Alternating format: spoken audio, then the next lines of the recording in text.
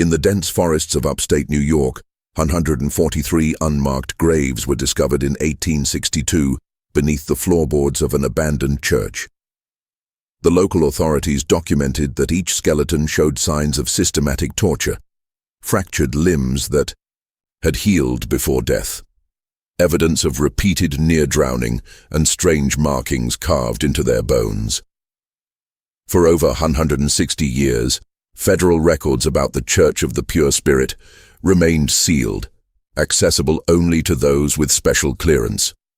I've obtained documents never before revealed to the public that detail how three brothers, known as Elder Ezra, Deacon Silas, and Prophet Caleb Ravencroft, convinced hundreds of devoted followers that suffering was the only path to salvation, and how their dark rituals of purification led to what may be the most disturbing religious cult in American history. The small settlement of Ravenwood in upstate New York was unremarkable in most ways during the early 19th century. Nestled between rolling hills and dense forests, approximately 40 miles north of Albany, it consisted of perhaps 300 souls who made their living through farming, timber, and trade with neighboring communities. The town had been founded in 1803 by settlers moving north from the Hudson Valley, seeking fertile land and new opportunities. Like much of upstate New York during this period, Ravenwood found itself at the epicenter of what historians would later call the Second Great Awakening, a period of intense religious revival that swept across America in the early 1800s. The region became known as the Burned-Over District, due to the fervor of religious movements that seemed to ignite and spread like wildfire across its communities. It was a time when new denominations were born, old faiths were questioned, and charismatic preachers could draw crowds numbering in the thousands to outdoor revival meetings. Into this spiritual tumult arrived the Ravencroft brothers in the summer of 1825. Elder Ezra, the eldest at 42, had the commanding presence of a man accustomed to being obeyed. His deep-set eyes, nearly black in certain light, seemed to peer into one's very soul when he spoke of divine matters. Deacon Silas, 39, was more scholarly in appearance, with wire-rimmed spectacles and slender fingers perpetually stained with ink from his continuous writing of religious texts. Prophet Caleb, the youngest at 35, possessed an unsettling quality that many found both attractive and disturbing. He spoke in whispers that somehow carried across crowded rooms, and his pale blue eyes would often roll back during what he claimed were divine visions. The brothers arrived with substantial means, purchasing a large tract of land on the outskirts of town, where they immediately began construction of what they called the Church of the Pure Spirit. Unlike the simple white-clapboard meeting houses common throughout New England and New York, their church was built of dark stone, quarried from the nearby hills. Its architecture was unusual, a central octagonal sanctuary surrounded by 8 smaller chambers, with a steeple rising to a height that seemed excessive for such a remote location.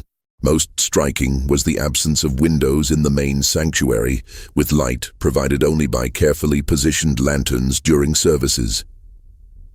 "We have been called by the Spirit to this place," Elder Ezra announced at their first gathering, which curiosity had made well attended despite initial skepticism from locals. "In an age of false prophets and lukewarm faith, we bring the true message of purification through tribulation. The Spirit has revealed to us that this community shall be the cradle of a new understanding." The brothers had timed their arrival perfectly. The religious landscape of 1825 America was fractured and uncertain. Traditional denominations like the Episcopalians and Presbyterians were losing ground to more emotional and demonstrative faiths. Methodists were gaining converts through circuit riders who brought fiery sermons to the frontier. Baptists were expanding rapidly with their emphasis on individual conversion experiences, and new American-born faiths were emerging. The Mormons would begin their journey just 1 year later, and less than 100 miles away, when Joseph Smith published the Book of Mormon in 1830. In this environment of spiritual searching, the Ravencrofts' message found fertile ground. Their doctrine was deceptively simple at first. True salvation could only be achieved through suffering that burned away sin and impurity. They cited biblical passages about refinement through fire and Christ's suffering on the cross. But what distinguished their teaching was the literal interpretation. Physical suffering was not just metaphorical, but necessary for spiritual cleansing. The flesh is the vessel of sin, Deacon Silas would explain during early sermons, his voice measured and reasonable. Therefore, the flesh must be tested, tried, and purified through tribulation. Only when the body has been broken can the spirit truly soar. Their congregation grew steadily through that first year. The brothers were selective about who could join, requiring potential members to undergo a discernment interview with Prophet Caleb, who would determine if they were worthy vessels for purification. Those accepted were predominantly from three groups: the desperately poor seeking community and purpose, the deeply troubled seeking redemption from past sins, and the wealthy seeking spiritual experiences beyond what traditional churches offered. Margaret Wilkins was among the first converts. A widow who had lost her husband and 2 children to scarlet fever the previous winter, she had been contemplating ending her life when she encountered Elder Ezra in town. He looked at me as though he could see my thoughts, she wrote in a journal later discovered by federal investigators. He told me my suffering had meaning, that it was preparing me for a greater purpose. For the first time since burying my family, I felt something other than despair. By 1827, the Church of the Pure Spirit had grown to nearly 100 members. Some lived in simple dwellings constructed around the church, while others maintained homes in Ravenwood but spent most of their time at the church compound. The Ravencrofts encouraged members to donate their property and savings to the church, explaining that worldly attachments prevent spiritual elevation. The most devoted followers were invited to become vessels of the Spirit, a special status that required them to undergo more intensive purification rituals. These early ceremonies were relatively mild compared to what would come later: extended fasting, night-long prayer vigils, and rituals involving ice-cold water that symbolized the drowning of the sinful self. What few outsiders realized was how methodically the Ravencrofts were escalating the intensity of these practices. Like the proverbial frog in slowly heating water, their followers were being conditioned to accept increasingly extreme forms of purification, without recognizing the dangerous path they were traveling. By 1829, when construction began on an extensive network of chambers beneath the church, the Ravencrofts had established complete control over their followers' lives, thoughts, and bodies. The stage was set for darkness to descend upon the Church of the Pure Spirit. As Prophet Caleb reportedly told his brothers in a private meeting documented years later, "The sheep have been gathered. Now begins the true work of the shepherd." The people of Ravenwood would soon discover that the Ravencroft brothers' definition of shepherd had little to do with protection and everything to do with sacrifice. The transformation of the Church of the Pure Spirit from an unusual but seemingly benign religious community to something far more sinister can be traced to a specific date: December 21st, 1829, the winter solstice, the longest night of the year. What occurred that night would later be referred to in secret church documents as the First Ascension, and would establish the pattern for the horrors that followed. The day began with an announcement from Elder Ezra that Prophet Caleb had received a profound vision during the night. The entire congregation was summoned to the church for what was described as a revelation of the next level of purification. As darkness fell and the temperature dropped below freezing, nearly 150 followers filled the windowless sanctuary, which was illuminated only by 12 large candles positioned at the points of an enormous pattern carved into the wooden floor.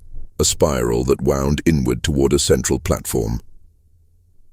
Thomas Hartford, a blacksmith who had joined the church 6 months earlier following the death of his wife, later escaped and provided testimony about what happened next. According to Hartford, Elder Ezra addressed the congregation with unusual intensity, his voice rising to a fever pitch as he described how their previous purification rituals had been merely preparation for the true cleansing. "Brothers and sisters," Elder Ezra proclaimed, "we have been patient shepherds, guiding you gently toward understanding. But the Spirit grows impatient with our progress. Tonight, Prophet Caleb has been shown the true path to salvation, and it requires greater courage than we have yet demanded." At this point, Prophet Caleb emerged from one of the side chambers. Witnesses described him as appearing transformed, his skin unnaturally pale, his movements jerky and uncoordinated, his eyes rolled back to show only whites. He began to speak in what he claimed was the tongue of angels, a series of guttural sounds and high-pitched wails that echoed through the sanctuary. After several minutes of this disturbing display, Prophet Caleb collapsed to the floor. When he rose again, he spoke in his normal voice, but with a cadence and authority that many found mesmerizing. He announced that the Spirit had selected 3 members of the congregation for the honor of first ascension: Sarah Pembroke, Michael Collins, and Rebecca Winters. He called out, "The Spirit has found you worthy of elevation."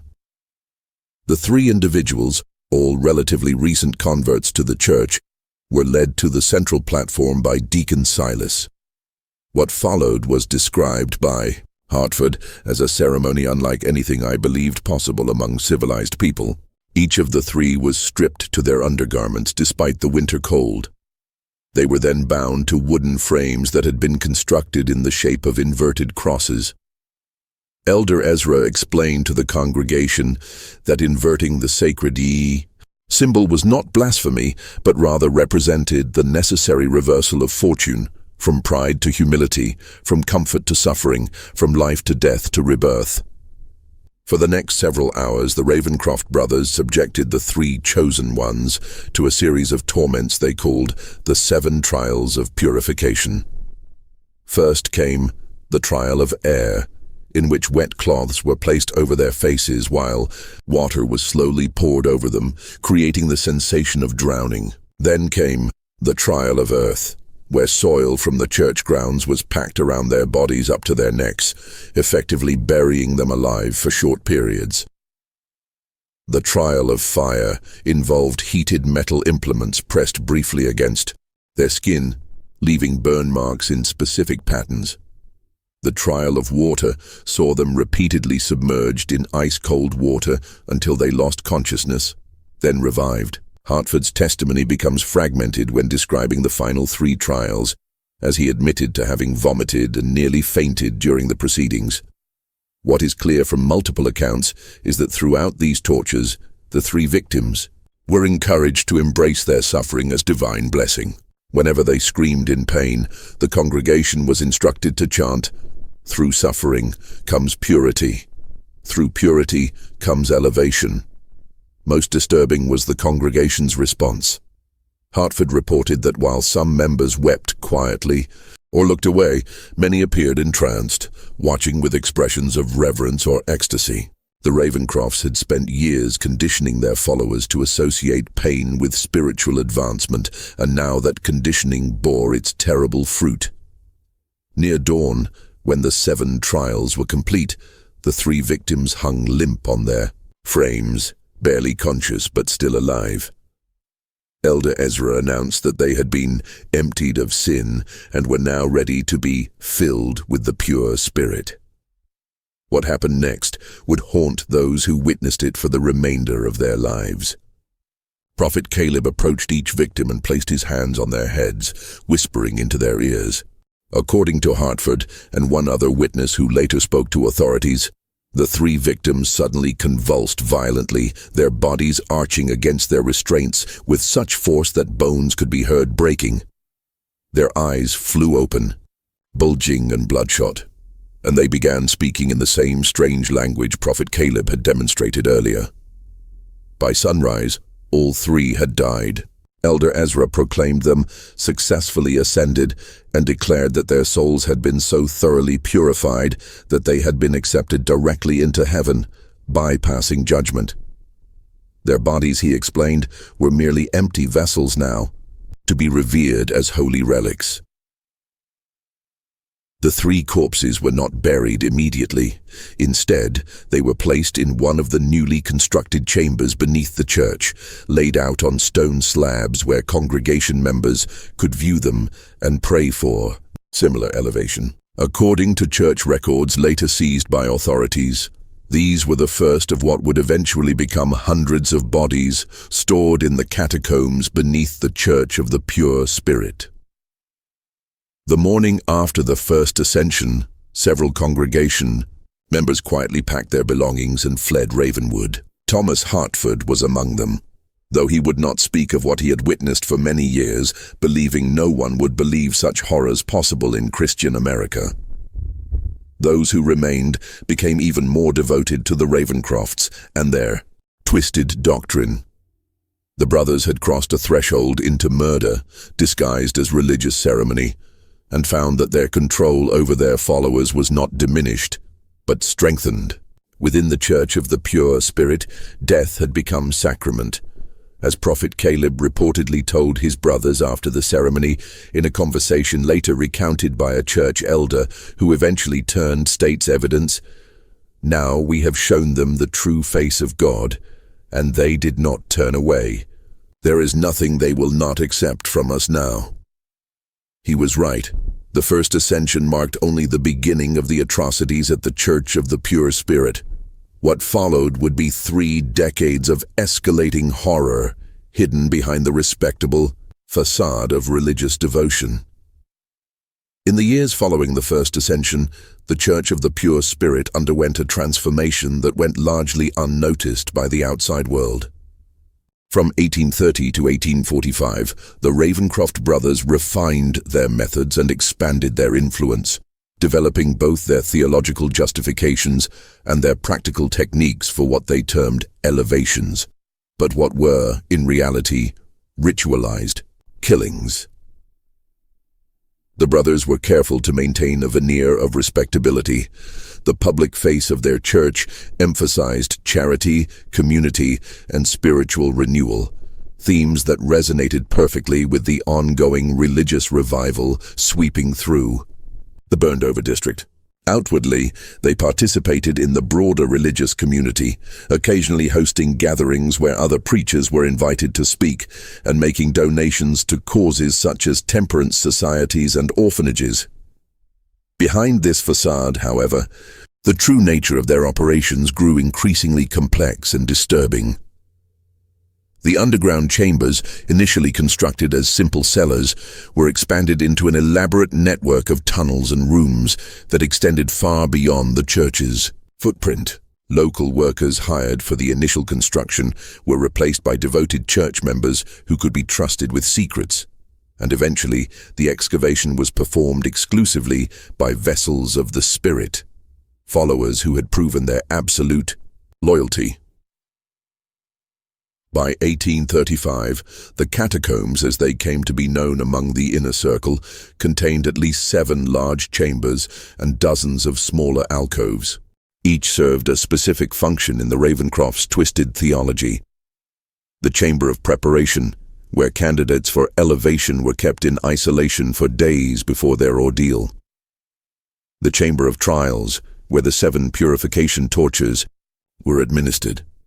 The chamber of ascension, where the final fatal rituals took place. And most disturbing of all, the chamber of saints, where the bodies of the ascended were preserved. This preservation of corpses became a central element of the cult's practices. Unlike most religious groups that reverently bury their dead, the Ravencrofts kept the bodies of their victims in various states of preservation.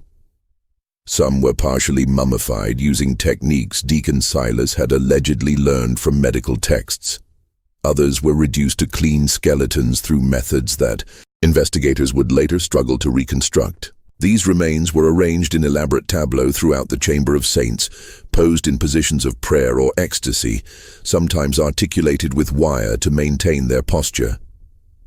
Elizabeth Carver, who joined the church in 1832 and eventually escaped in 1844, provided some of the most detailed accounts of these chambers.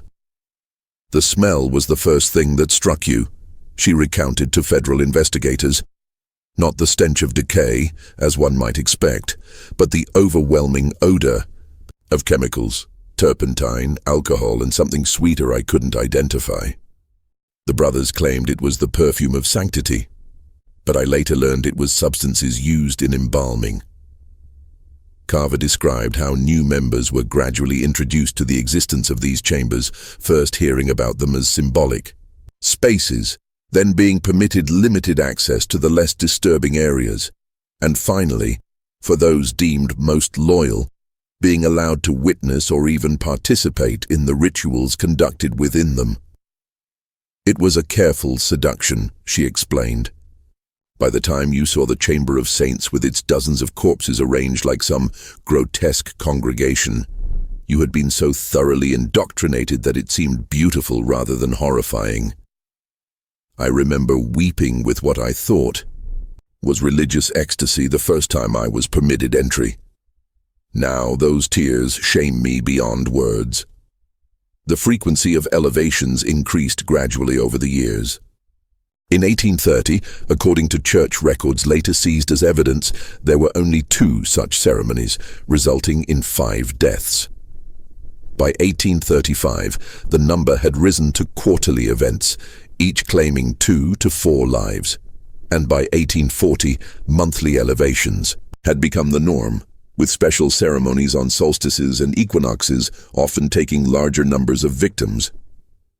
The Ravencrofts became selective in choosing candidates for elevation.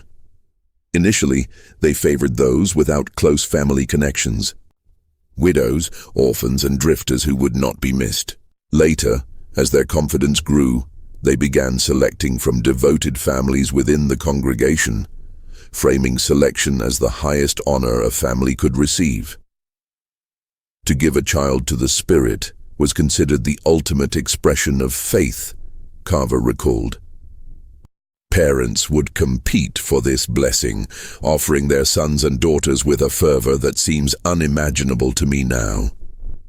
While the brothers maintained their distinct roles, Elder Ezra as the authoritative voice, Deacon Silas as the scholarly theologian, and Prophet Caleb as the mystical conduit to the divine, their private dynamics shifted over time.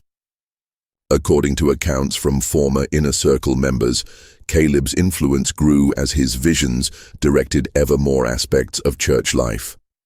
By 1840, it was Caleb who selected all candidates for elevation and determined the specific rituals to be used in each case. His mental state appears to have deteriorated significantly during this period. Journal entries attributed to him, recovered from a hidden compartment in his private quarters, reveal increasingly incoherent writings interspersed with detailed anatomical drawings. One entry from 1842 reads, "The Spirit has revealed that souls reside not merely in the heart or mind as commonly thought, but are distributed throughout the body in specific nodes. Each elevation allows me to map these sacred points more precisely. Soon, I shall have the complete divine anatomy." As the church's membership grew to nearly 300 by 1845, the Ravencrofts faced the practical challenge of disposing of evidence from their increasing number of elevations. This led to one of their most macabre innovations, the selling of human remains to medical schools. In the mid-19th century, medical colleges struggled to obtain cadavers for anatomical study. Legal sources were limited primarily to executed criminals, leaving an insufficient supply for teaching purposes. This created a black market for bodies, with resurrection men illegally exhuming the recently buried or claiming unclaimed bodies from poorhouses. Deacon Silas, whose scholarly pursuits had given him connections in academic circles, established relationships with agents who supplied medical schools in Albany, New York City, and as far away as Philadelphia. Church records indicate that between 1840 and 1845, at least 67 vessels were donated to the advancement of medical science, a euphemism for the sale of murder victims' bodies. This commercial aspect served multiple purposes for the Ravencrofts. It disposed of evidence, generated significant income for the church, and provided Deacon Silas with access to medical knowledge that he incorporated into the cult's practices. From these transactions, he learned improved preservation techniques and more efficient methods of causing pain without leaving external marks. Knowledge that would make the church's later atrocities even more sophisticated. By 1845, the Church of the Pure Spirit had evolved from a fringe religious group into something unprecedented. A self-sustaining system of indoctrination, ritual murder, and profit disguised as spiritual advancement. The brothers had created what one federal investigator would later call a perfect machine for evil, operating in plain sight under the protection of religious freedom. Yet despite their careful management of appearances, rumors began to spread. The sheer number of people who had joined the church only to disappear from public life raised questions. Former members who had fled rarely spoke openly about their experiences, fearing either disbelief or retaliation. But their haunted expressions and reluctance to discuss their time with the Ravencrofts fueled local suspicions. It was these growing murmurs, combined with an unexpected discovery by a postal inspector investigating financial irregularities, that would eventually draw official attention to the quiet horror unfolding in Ravenwood. But that reckoning still lay years in the future. For now, the Church of the Pure Spirit continued its dark work, its true nature hidden beneath layers of religious respectability and the fervent devotion of followers who had been taught to see murder as the highest form of worship. Before we continue with the story of the Church of the Pure Spirit, if you're enjoying this dark tale of religious horror in America's past, make sure to subscribe to our channel and leave a comment telling us what state or city you're listening from. Your support helps us bring more of these forgotten historical nightmares to light. Now, let's return to the twisted world of the Ravencroft brothers. The public face of the Church of the Pure Spirit reached its zenith during the late 1840s. To the outside world, the Ravencroft brothers appeared to be successful religious leaders riding the wave of the Second Great Awakening. Their compound had expanded to include not only the main church building and underground chambers, but also dormitories for single members, modest homes for families, workshops where church goods were produced, and even a small school for the children of followers. Visitors to Ravenwood often commented on the prosperity and orderliness of the church community. The Ravencrofts were particularly careful about who they allowed onto their property, generally limiting access to potential converts who had been carefully vetted or to respected community figures they wished to impress. During these sanctioned visits, what outsiders saw was the industrious religious community where members worked together, prayed together, and supported one another. What remained invisible was the web of psychological control, the nighttime rituals in the underground chambers, and the steadily increasing number of elevations. Also hidden was the growing wealth of the Ravencroft brothers, amassed through donations from followers, the sale of human remains to medical schools, and various businesses operated under church auspices, but primarily benefiting the brothers. The first significant thread that would eventually unravel their carefully constructed facade appeared in 1847, when James Thornhill, a postal inspector investigating financial irregularities in several upstate New York communities, noticed unusual patterns in banking transactions connected to the Church of the Pure Spirit. Large sums deposited at irregular intervals, always in cash, Thornhill noted in his official report. Amounts consistent with institutional deposits rather than individual banking. Transfers to medical colleges in Albany, Philadelphia, and Baltimore with vague notations regarding research donations. Thornhill's investigation might have remained focused solely on potential financial improprieties had he not encountered Martha Simmons, a former church member who had fled the community after witnessing her sister's elevation in 1846. Initially reluctant to speak about her experiences, Simmons eventually provided Thornhill with the first official testimony about the true nature of the Ravencroft's activities. She spoke of rituals involving torture, of bodies kept in underground chambers, of children being selected for special blessings and never seen again. Thornhill wrote, "Claims so outlandish that I would have dismissed them as the ravings of a disturbed mind had they not aligned so perfectly with the financial irregularities I'd already documented." Thornhill brought his concerns to his superiors, but the response was tepid at best.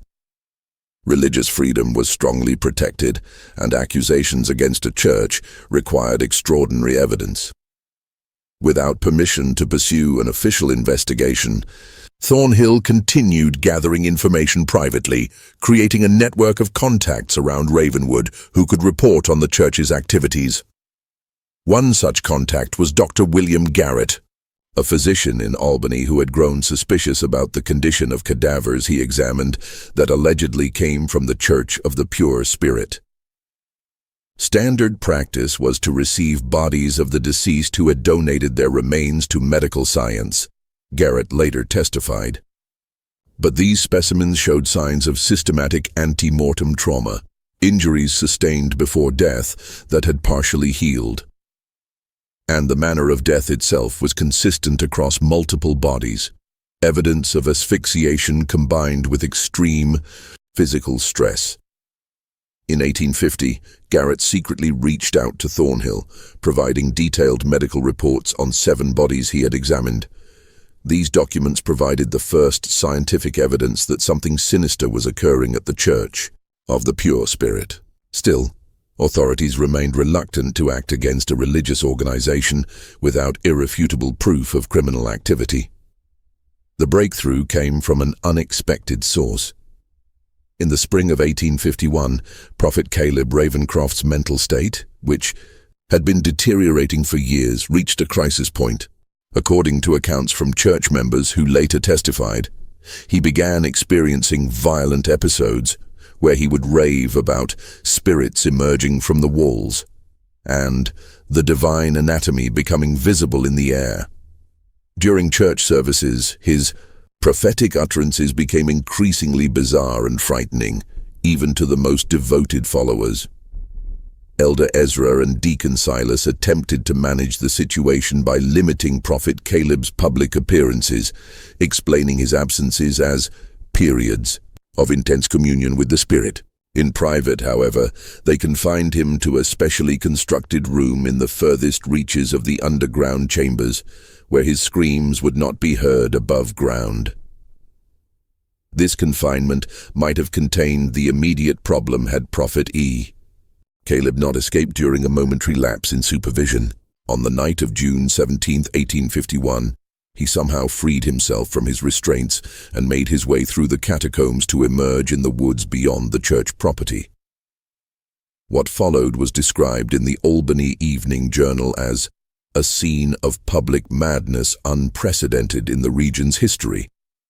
Naked and covered in self-inflicted wounds, Prophet Caleb appeared in Ravenwood's town square during a community gathering celebrating the summer planting.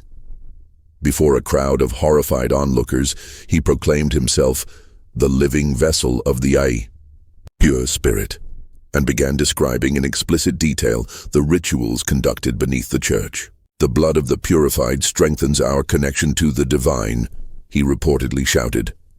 217 vessels have been emptied, and the Spirit has filled me with their essence. The chambers beneath hold the sacred remains of the elevated, and soon all of you shall join them in glorious suffering. Local authorities detained Prophet Caleb, initially believing him to be simply a dangerous lunatic. When he identified himself as one of the Ravencroft brothers, however, his ravings took on new significance. Thornhill, who had cultivated relationships with several local officials, was notified immediately. He arrived in Ravenwood the following day to interview Prophet Caleb. What he found was a man in the final stages of complete psychological collapse. Prophet Caleb alternated between periods of catatonic silence and frenzied confession, during which he provided details about the church's activities that corroborated earlier testimonies from escaped members. Most significantly, he drew detailed maps of the underground chambers, including locations of hidden entrances and the Chamber of Saints, where victims' remains were kept. Armed with this new evidence and Prophet Caleb's first-hand testimony, Thornhill finally secured authorization for an official investigation. However, word of Prophet Caleb's detention and subsequent questioning reached Elder Ezra and Deacon Silas before authorities could organize a proper search of the church grounds. What happened next demonstrated the brothers' ruthless efficiency in crisis management. Within hours of learning of Prophet Caleb's detention, they initiated what church records later revealed was a contingency plan called the Cleansing Flame. Members of the inner circle were dispatched to remove the most incriminating evidence from the underground chambers, particularly financial records and the most recently deceased bodies. Then, in a move that showed both desperation and calculated cunning, they orchestrated a controlled fire in the main church building. The fire was carefully set to destroy specific areas while leaving others intact, creating the appearance of a tragic accident rather than deliberate destruction of evidence. By the time authorities arrived with a search warrant on June 19, 1851, they found the church building partially burned and the congregation engaged in recovery efforts. Elder Ezra greeted officials with apparent cooperation, expressing shock at his brother's mental breakdown and offering full access to the property. "It seems God has tested us doubly," he reportedly told investigators. "First with the affliction of my beloved brother's mind, and now with this terrible fire. But we shall rebuild, as faith must always rise from ashes." The investigation that followed was hampered not only by the fire damage, but by the brothers' meticulous preparation. The entrance to the main tunnel system had been collapsed in the fire, making access difficult. When excavation finally revealed the underground chambers, investigators found them partially flooded, a result of deliberately diverted water from a nearby stream. Many rooms had been emptied of their contents, with evidence of hasty removal. Nevertheless, enough remained to confirm the most disturbing aspects of Prophet Caleb's confession. In chambers that had escaped both fire and flooding, investigators discovered specialized restraints, tools modified for torture, and chemical compounds used in embalming. Most damning was the Chamber of Saints, where despite efforts to remove evidence, dozens of human remains were found in various states of preservation. "The scene defies adequate description," wrote federal investigator Daniel Blackwood in his official report. "Skeletal remains arranged in poses of supplication. Partially preserved corpses seated as though participating in some macabre congregation. And most disturbing, small chambers containing the remains of children, positioned as though at play but bearing clear evidence of violent deaths." The discovery shocked even hardened investigators. Newspaper accounts, though heavily censored due to Victorian sensibilities, conveyed enough details to create widespread horror. The Albany Evening Journal's headline on June 25, 1851 read simply, "House of Worship Revealed as Charnel House. Brothers accused of unspeakable acts in the name of religion." As authorities worked to identify the remains and determine the full extent of the Ravencroft's crimes, Elder Ezra and Deacon Silas maintained their innocence. They claimed that Prophet Caleb had conducted his activities in secret, without their knowledge or approval, and expressed shock and dismay at the discoveries.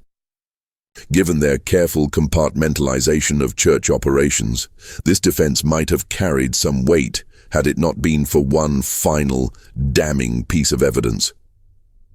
In a hidden compartment beneath Deacon Silas's personal quarters, investigators discovered a leather-bound ledger documenting every elevation from 1829 to 1851. The book, written in Deacon Silas's distinctive handwriting, contained names, dates, descriptions of methods used, and notations regarding the disposition of remains, including those sold to medical institutions. Most incriminating were entries specifically attributing direction and participation to all three brothers, with special mention of Elder Ezra's role in selecting candidates for elevation. This ledger, combined with testimony from former members and Prophet Caleb's confession, provided overwhelming evidence of the brothers' guilt. On July 3, 1851, Elder Ezra and Deacon Silas Ravencroft were arrested on multiple charges of murder, fraud, and desecration of human remains. The case against the Ravencroft brothers would become one of the most sensational trials of the mid-19th century. Though much of the most disturbing evidence was kept from public view by authorities concerned about its potential impact on public morality and religious sensibilities, the investigation continued to uncover new horrors, expanding well beyond the events at the church itself to include the brothers' earlier activities and the full network of their operations. But even as the legal process moved forward, the darkest secrets of the Church of the Pure Spirit remained hidden, awaiting discovery by those who would continue to investigate long after the Ravencrofts had faced justice. As the investigation into the Church of the Pure Spirit deepened through the summer of 1851, authorities found themselves confronting a criminal enterprise far more extensive than initially believed. The Ravencroft brothers had created not merely a cult with aberrant practices, but an intricate system that extended tendrils into multiple aspects of American society: religious, medical, and financial. Elder Ezra and Deacon Silas remained in custody awaiting trial, while Prophet Caleb had been committed to the state lunatic asylum at Utica, deemed too mentally unstable to stand trial.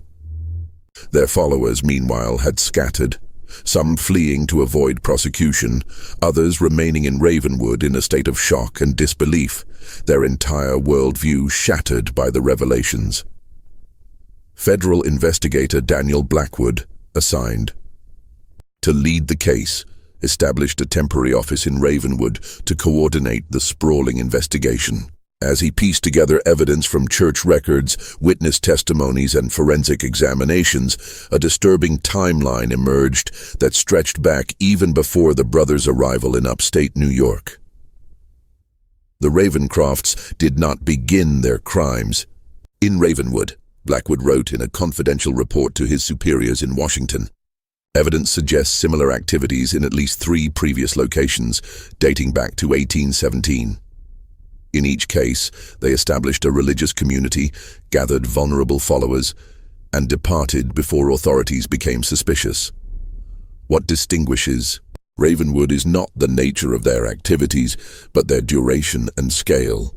Records recovered from a hidden vault beneath Deacon Silas's quarters revealed that the brothers had operated under different names in Connecticut, Pennsylvania, and Ohio before settling in New York.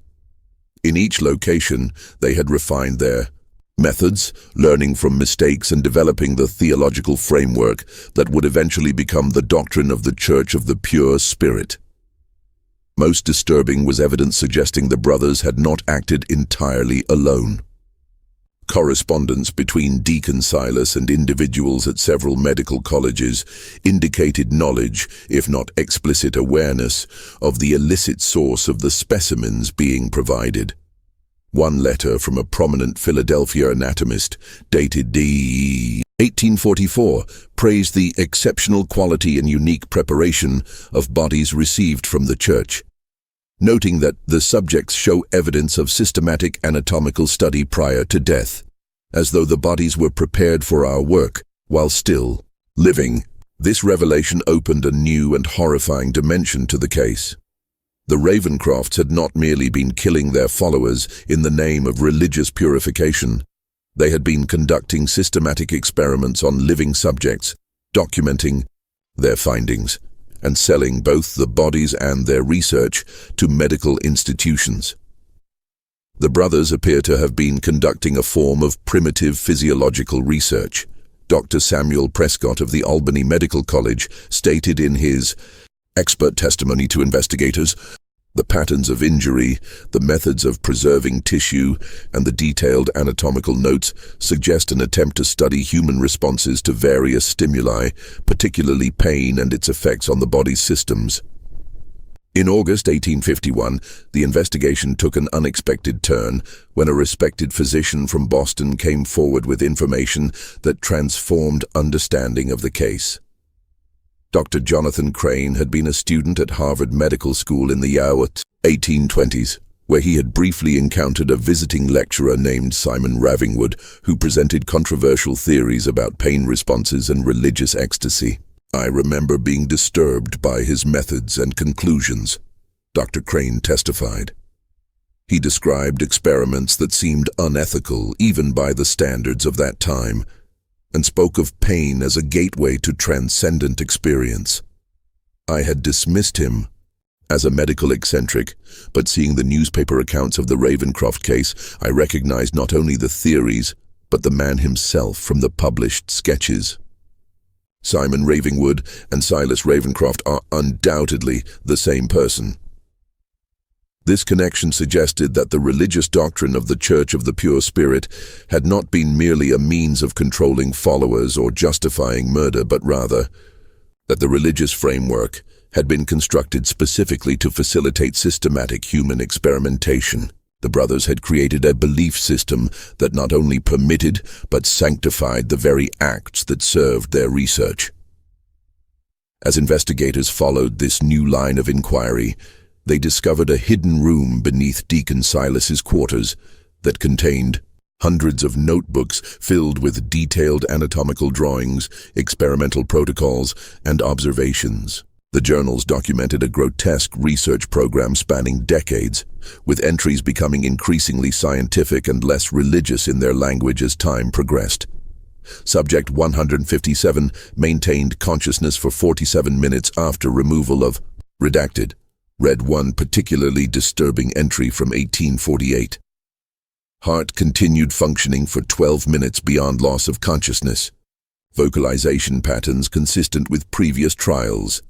Blood loss measured at approximately 1.7 liters. Results support hypotheses regarding sustainability of vital functions under extreme conditions. When this evidence was presented to Elder Ezra during interrogation, his facade of religious devotion finally cracked. According to transcripts of the interview, he laughed for nearly a minute before speaking. "You understand nothing," he reportedly told Blackwood. "The Spirit has many names. Some call it God, others science. We merely sought knowledge that others were too weak to pursue. The elevation of our followers was genuine. They contributed to understanding that will benefit mankind for generations. Their suffering had purpose. Their deaths had meaning." The discovery of the brothers' true motives sent shockwaves through the medical establishment. Several prominent physicians and medical schools that had received specimens or research from the Ravencrofts found themselves under scrutiny, forcing a broader conversation about ethical standards in medical research and education. Meanwhile, as autumn approached, investigators continued the grim work of excavating the church grounds. Initial estimates of victims had been based on Prophet Caleb's claim of 217 vessels. But as the dig progressed, it became clear that the actual number was significantly higher. "We have identified remains of at least 276 individuals thus far," Blackwood reported in September. "Based on soil analysis and structural expansion of the underground chambers, we believe additional remains may be found beneath the adjacent property." The brothers appear to have been tunneling outward as their operation expanded. The investigation was further complicated by the discovery of correspondence suggesting that not all of the victims had been willing members of the church. Letters between Elder Ezra and various associates in nearby towns indicated a system for identifying and acquiring suitable subjects. predominantly travelers, immigrants, and others who would not be immediately missed. The red-haired Irishman who passed through last Thursday would make an excellent vessel. Read one such letter from a church member in a neighboring community. No family, seeking work, strong constitution. I have directed him to Ravenwood with promise of employment at the mill. Expect his arrival by Saturday next. This evidence transformed understanding of the case from one of religious extremism, preying on willing followers, to something closer to organized abduction and murder for both profit and pseudoscientific research. The implications were disturbing not only for the scale of the brothers' crimes, but for the suggestion of a wider network of complicity. Just when we thought we'd seen it all, the horror in Ravenwood intensifies. If this story is giving you chills, share this video with a friend who loves dark mysteries. Hit that like button to support our content, and don't forget to subscribe to never miss stories like this. Let's discover together what happens next. The breakthrough that would ultimately reveal the full extent of the Ravencroft's operation came in October 1851, when investigators located Samuel Parsons, who had served as the church's accountant from 1835 to 1849 before being replaced by a newer member. Living under an assumed name in western Massachusetts, Parsons had fled the church after discovering the true purpose of certain financial transactions. I believed I was managing donations and legitimate business interests, Parsons testified, after being granted immunity. When I discovered entries for specimen preparation and research grants that corresponded with disappearances among the congregation, I began keeping private records. When Elder Ezra discovered my separate ledger, I was scheduled for special prayer counseling, a term I had learned meant selection for elevation. I fled that night with only the clothes on my back. Parsons provided investigators with detailed financial information from memory, including names of medical institutions that had paid for bodies and research, wealthy patrons who had funded the brothers' work believing it to be legitimate scientific inquiry, and church members who had assisted in various aspects of the operation. Most significantly, he revealed the existence of a second facility located nearly 40 miles from Ravenwood, a remote farmhouse that the brothers had purchased through an intermediary in 1840. According to Parsons, this location was used for special research that was kept separate even from the inner circle of the church. Elder Ezra called it the garden, Parsons recalled. Only he, Deacon Silas, and 2 trusted assistants ever went there. Supplies were delivered monthly, medical equipment, chemicals, specialized restraints, and occasionally selected subjects would be transported there, always at night. None ever returned. When authorities located and searched the farmhouse, what they discovered exceeded even the horrors found beneath the church. The building had been converted into a sophisticated research facility with rooms designed for different types of experiments. Detailed records indicated that this location had been used primarily for long-term studies. Subjects kept alive for weeks or months while various procedures were performed and documented. Most disturbing was evidence that the brothers had been particularly interested in the effects of their purification techniques on children. A separate building on the property contained small cells and equipment sized for juvenile subjects. Records indicated that at least 37 children, ranging in age from 4 to 16, had been held at the facility between 1840 and 1851.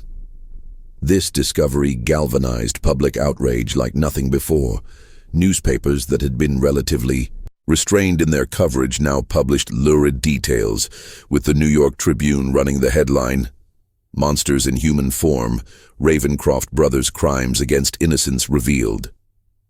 Public demonstrations demanded swift justice, and political pressure mounted for an exemplary prosecution. Elder Ezra and Deacon Silas, who had maintained a certain composure throughout earlier phases of the investigation, reportedly showed signs of breaking under the accumulated evidence. Prison guards noted that Elder Ezra had begun speaking to invisible presences in his cell, while Deacon Silas attempted suicide after being confronted with evidence from the garden. As 1851 drew to a close, the case against the Ravencroft brothers had grown from a local horror to a national sensation. The upcoming trial promised to be one of the most significant criminal proceedings in American history, with implications not only for the defendants, but for religious freedom, medical ethics, and the dark capabilities that could hide behind respectable facades. Yet even as preparations for the trial progressed, investigator Blackwood remained troubled by lingering questions. The brothers' activities spanned too many years and locations to have gone completely undetected. Their connections to medical institutions and wealthy patrons suggested a level of protection that seemed implausible without some form of official complicity.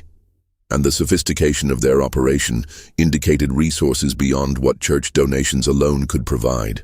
I am increasingly convinced that we have uncovered merely the visible portion of something far more extensive.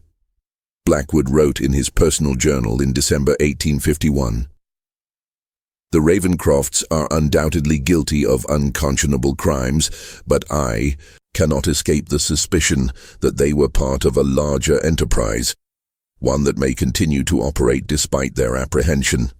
The question that haunts me is not whether justice will be served in this case, but whether the full truth will ever come to light."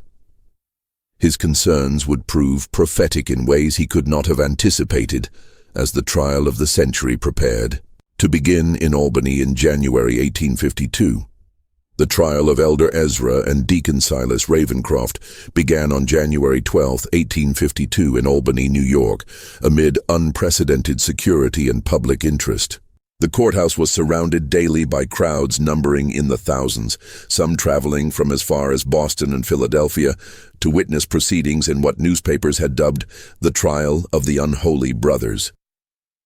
Inside the courtroom, the BU prosecution presented a methodical case that unfolded over 6 weeks, with over 100 witnesses providing testimony about various aspects of the Ravencrofts' crimes. Survivors of the church described the psychological manipulation and gradual indoctrination that had led them to accept increasingly extreme purification rituals. Medical experts detailed their examinations of recovered remains, confirming patterns of systematic torture and experimentation. Financial records demonstrated the brothers' profit from selling bodies and research. The most powerful testimony came from families of victims who described their loved ones' gradual transformation under the brothers' influence, ending with their disappearance or reported death under suspicious circumstances. Sarah Wilkinson, whose daughter Emma had joined the church in 1847 at age 16 and ascended 6 months later, spoke of receiving letters in her daughter's handwriting that grew increasingly strange before stopping entirely. The final letter said she had been selected for special blessing and that I should rejoice in her coming elevation, Wilkinson testified. When I traveled to Ravenwood to see her, Elder Ezra told me she had been transported to their retreat for spiritual preparation and would not receive visitors. 3 weeks later, he informed me she had ascended to the pure spirit during a sacred ceremony. I was not permitted to see her body, which he claimed had been sanctified and could not leave church grounds. Throughout the proceedings, the EAOC defendants' behaviors diverged dramatically. Deacon Silas appeared withdrawn, rarely making eye contact and speaking only to his attorneys in whispers.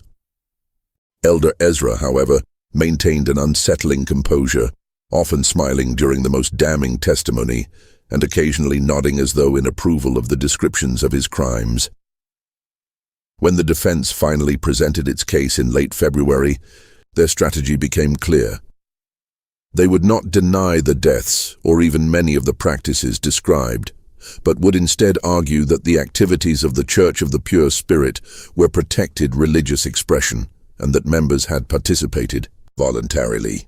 The Constitution of these United States guarantees freedom of religious practice, defense attorney William Hargrove argued. The ceremonies of the Church of the Pure Spirit, while perhaps shocking to conventional sensibilities, were conducted with the full knowledge and consent of participants who shared the Ravencroft's belief in purification through suffering.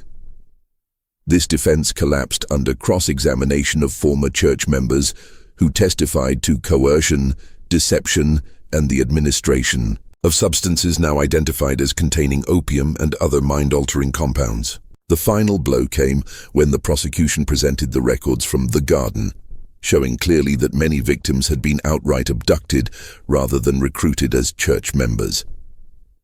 On March 2, 1852, with the trial moving toward its inevitable conclusion, Elder Ezra made a request that would transform the proceedings. He asked to testify in his own defense against the strong advice of his attorneys. The judge, after considerable deliberation, allowed it. What followed was perhaps the most chilling courtroom testimony in American judicial history. For nearly 4 hours, Elder Ezra spoke without notes, delivering what amounted to a sermon on his beliefs and practices. He neither denied the charges nor expressed remorse, but instead offered a coherent, if terrifying, philosophy that combined religious mysticism with scientific rationalism in service of what he called the elevation of humanity through systematic understanding of transcendence. "Death comes to all," he told the stunned courtroom. "We merely gave it purpose. Those who ascended through our ministrations contributed to knowledge that will ultimately benefit all mankind. Their suffering was temporary, their contribution eternal."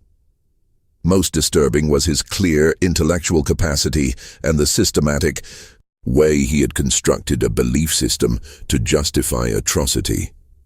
He spoke of pain as the purest form of consciousness, of death as merely a transition of energy, and of his victims as willing participants in the greatest scientific and spiritual endeavor of our age. When prosecutor James Sullivan asked about the children found at the garden, Elder Ezra's response sent audible gasps through the courtroom. "The young vessel receives the Spirit most purely. Their observations were most valuable precisely because they were unclouded by preconception. We honored them by allowing their suffering to illuminate paths others fear to tread." At this statement, a man in the gallery, later identified as Harold Winters, whose son had disappeared after attending a church service in 1847, rushed toward the witness stand with a concealed knife. He was restrained by court officers before reaching Elder Ezra, who had not flinched or attempted to move. "You see," Elder Ezra remarked calmly after Winters had been removed. "Even now, the mere suggestion of truth provokes violence from those too limited to comprehend it. This has always been the response to those who push beyond conventional boundaries of knowledge and belief." After Elder Ezra's testimony, Deacon Silas declined to take the stand. His attorney offered only a brief statement, suggesting that his client had been under his brother's influence and requesting mercy on those grounds. The prosecution's closing arguments emphasized the calculated nature of the brothers' crimes, the suffering of their victims, and the betrayal of both religious faith and scientific principle their actions represented. The jury deliberated for less than 3 hours before returning with guilty verdicts on all counts for both defendants. On March 10, 1852, Judge William Blackwood sentenced the Ravencroft brothers to death by hanging, declaring their crimes an offense against God, humanity, and the moral foundation upon which civilized society rests. The execution was scheduled for April 15th, but events would take an unexpected turn in the intervening weeks. Prophet Caleb, who had been confined to the asylum at Utica, died under mysterious circumstances on March 20th. Official reports stated he had succumbed to nervous exhaustion, but rumors suggested either suicide or murder by attendants who had learned of his connection to the notorious case. More significantly, on the night of April 7th, a fire broke out in the Albany jail where the Ravencroft brothers were being held. By the time the blaze was controlled, 3 inmates and 2 guards had died from smoke inhalation. Initial reports indicated that Deacon Silas was among the dead. his body identified by distinctive rings he wore. Elder Ezra, however, was not found among either the dead or the survivors. The manhunt that followed was the largest in New York. State history to that point. Federal authorities joined local law enforcement in searching for the escaped prisoner, with wanted posters distributed throughout the Northeast. Reported sightings came from as far away as Chicago and Montreal, but none led to capture. As weeks passed without success, troubling questions emerged about the circumstances of the jail fire and Deacon Silas's death. The official identification had been made hastily, based primarily on personal effects, rather than clear recognition of the badly burned body. Some investigators, including Blackwood, questioned whether either brother had actually died in the fire. The timing and nature of the incident suggests planning and outside assistance, Blackwood wrote in a confidential report. The possibility must be considered that both brothers escaped, with one corpse misidentified as Deacon Silas, while another prisoner remains unaccounted for in the confusion. This theory gained credibility when investigators discovered that a substantial sum, nearly $30,000, had been withdrawn from a bank account connected to the church just 2 days before the fire by an individual matching the description of Jacob Thornton, one of the brothers' most devoted followers who had disappeared after their arrest. The most disturbing development came in June 1852, when a physician in Baltimore was found murdered in his home under bizarre circumstances. Dr. Edward Mitchell had been one of the medical professionals implicated in receiving specimens from the Church of the Pure Spirit, though he had cooperated with authorities and avoided prosecution. His body was discovered positioned in a manner identical to the elevated victims from the church, with a note pinned to his chest reading simply, "The Spirit sees all who betray its work." This killing, followed by similar murders of 2 other physicians with connections to the case over the next year, suggested that the brothers, or their followers, were systematically eliminating those who had assisted the investigation. Each victim was found arranged in the same ritual posture, each with a similar note, creating a wave of fear among those who had been involved in the case. By 1854, the active investigation had been scaled back, with Elder Ezra presumed to have fled the country. Occasional reports of religious groups with practices reminiscent of the Church of the Pure Spirit emerged from places as distant as New Orleans, St. Louis, and San Francisco, but none led to the recapture of the infamous preacher. Blackwood, who had been reassigned to other cases but continued to investigate the Ravencrofts privately, became convinced that Elder Ezra had not merely escaped, but had reconstituted his operation in some new location, perhaps with the assistance of a network of followers more extensive than initially believed. The Ravencroft case represents not the end of a criminal enterprise, but merely its exposure, he wrote in his final report before retiring in 1860. The combination of religious fervor, scientific curiosity without moral constraint, and the promise of transcendent knowledge creates a powerful allure that did not die with our prosecution of 2 of its practitioners.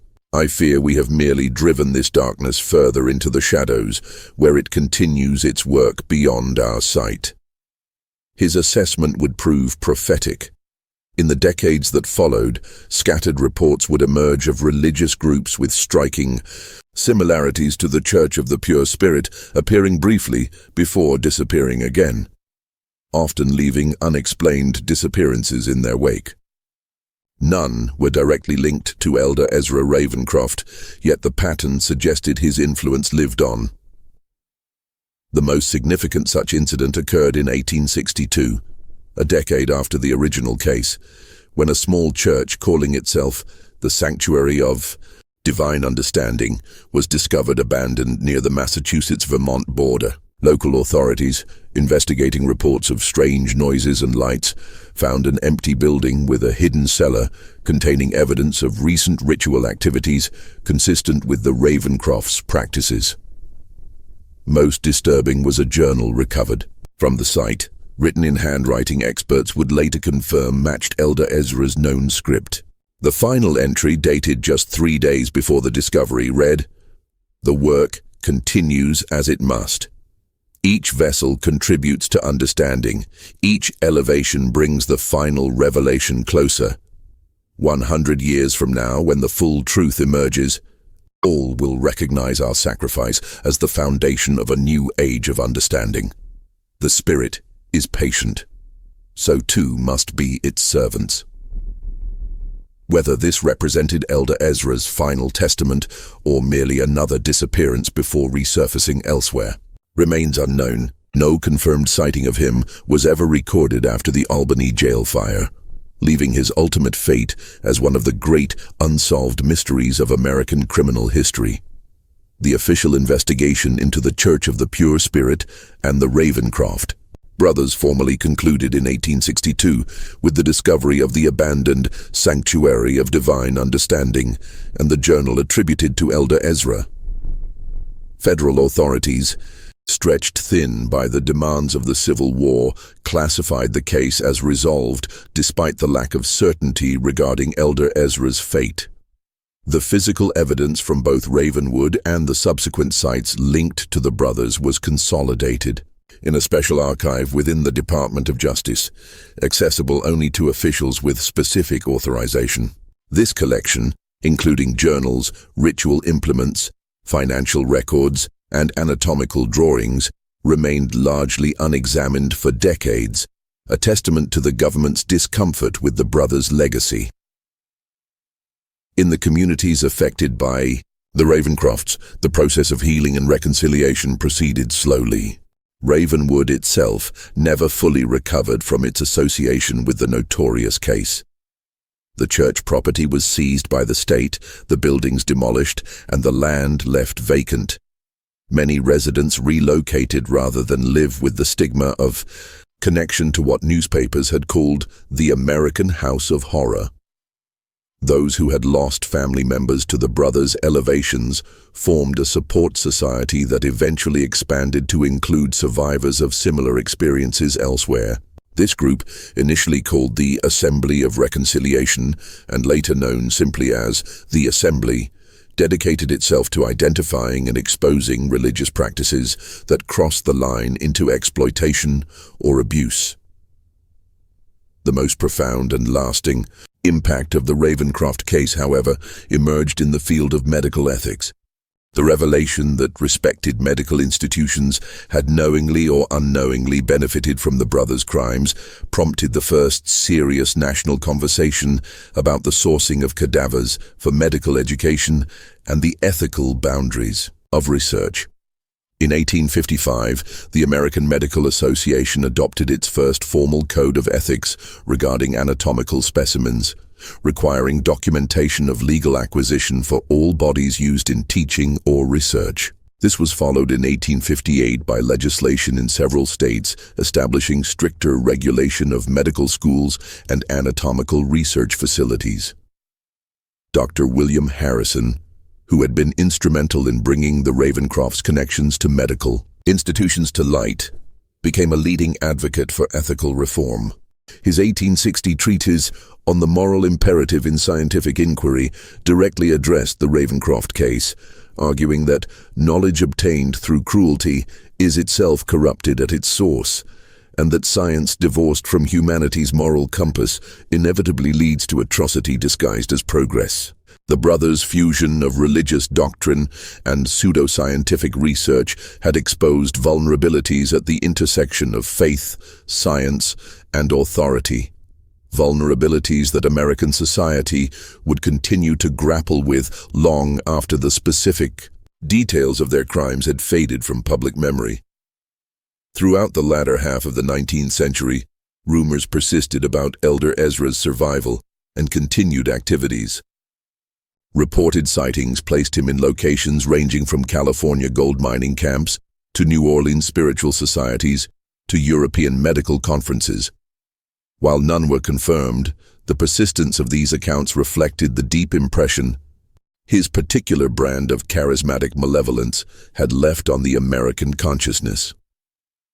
More concrete was the evidence of the brothers' continuing influence through followers who had escaped prosecution. Between 1865 and 1890, authorities identified at least 7 small religious groups in different parts of the country that incorporated elements of the Church of the Pure Spirit's doctrines and practices. While none reached the scale or extremity of the original, their existence suggested that the brothers' ideas had taken root beyond their direct control. The most significant such group was discovered in 1879 in rural Missouri, where a charismatic preacher, calling himself Brother Elijah, had established a small community centered on the concept of transcendence through tribulation. When local authorities investigated reports of concerning activities, they found ritual, implements and journals directly referencing the Ravencroft's teachings. Brother Elijah, later identified as Thomas Whitfield, a former Inner Circle member of the Church of the Pure Spirit, took his own life rather than face arrest. The final confirmed chapter of the Ravencroft saga came in 1899 when a collection of papers was anonymously donated to the Harvard Medical School library. The materials, contained in a locked iron box, included extensive journals, anatomical drawings, and experimental notes spanning from 1852 to 1898, the year preceding the donation. Handwriting analysis confirmed that the most recent entries were in Elder Ezra's hand, though showing signs of advanced age. The final entry, dated December 31st, 1898, read, "As the century draws to its close, so too does my work in this vessel. Age has finally accomplished what the law could not. I go now to join the pure spirit, content in knowing that the seeds we planted have taken root and will flower in ways we could only imagine. The next generation of seekers will build upon our foundation, finding new methods for the great work of transcendence. The suffering was necessary. The knowledge remains. The spirit continues." Whether this represented Elder Ezra's genuine final testament or an elaborate hoax has never been definitively established. If authentic, it would indicate that he had survived to the age of 115, an unlikely though not impossible longevity. More significant than the question of authorship, however, was the fact that the journals contained detailed experimental protocols and observations that appeared to have influenced certain legitimate medical research in the early 20th century, suggesting that elements of the brothers' work had indeed infiltrated mainstream science despite their horrific methods. Harvard officials, upon recognizing the nature of the materials, immediately sealed them from public access. In 1902, after consultation with federal authorities, the collection was transferred to a secured government archive where it remained classified until 1972, when limited access was granted to scholars researching the history of medical ethics. The site of the original Church of the Pure Spirit in Ravenwood remained vacant until 1923, when the state of New York designated it a restricted area, fencing the property and posting warnings against trespassing. Local legends claimed the ground was cursed, with stories of strange lights, unexplained sounds, and feelings of overwhelming dread reported by those who ventured too close to the perimeter. In 1967, a team from the State University of New York conducted the first archaeological survey of the site, using then-modern techniques to examine areas that had been inaccessible during the original investigation.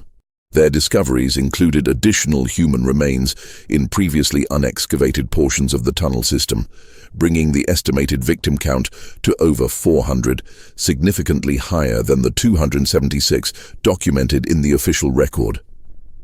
Most disturbing was the discovery of a sealed chamber containing remarkably well-preserved documents that appeared to outline plans for expansion beyond Ravenwood. These materials suggested that the Church of the Pure Spirit had been intended as merely the first node in a network of similar operations throughout the United States and potentially abroad, a vision that Elder Ezra may have continued pursuing after his escape. Today, more than 160 years after the Ravencroft's reign of terror was exposed, their legacy persists in multiple domains. In religious studies, they represent an extreme example of how charismatic leadership, incremental normalization of deviant behavior, and the human desire for transcendent meaning can combine to enable atrocity. In medical ethics, their case continues to be cited as a foundational example of the necessity for moral boundaries in scientific inquiry. In criminal psychology, they stand as early examples of organized, systematic killers who operated under the protection of respected social institutions.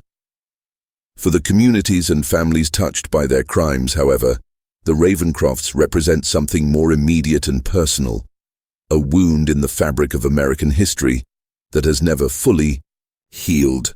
Descendants of victims and survivors still gather annually in a small ceremony at a memorial established in Albany in 1902, bearing the simple inscription, "For those lost to darkness, that their suffering not be forgotten."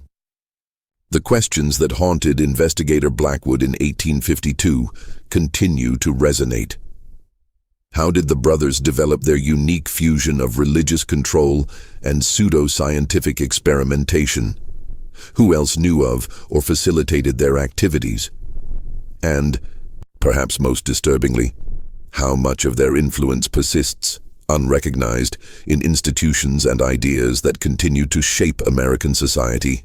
The true horror of the Ravencroft case lies not merely in the brothers' grotesque acts, but in the recognition that their story represents not an aberration, but a dark possibility inherent in the human capacity for both reverence and cruelty. Their legacy stands as a warning about the dangers when charisma, authority, and ideology combine to override our most fundamental moral constraints. In the dense forests of upstate New York, the land where the Church of the Pure Spirit once stood remains empty, the earth still scarred by foundations that no amount of time seems able to completely erase. Local residents say that even now, on particularly still nights, the area is marked by an unnatural silence, as though something in that soil continues to absorb sound, light, and warmth, hungry for the human suffering that once fed it so abundantly. This mystery shows us how thin the veneer of civilization can be when authority figures twist faith and science to serve their darkest impulses. What do you think of this story? Do you believe everything was revealed? Leave your comment below. If you enjoyed this tale and want more horror stories like this, subscribe, hit the notification bell, and share with someone who loves mysteries. See you in the next video.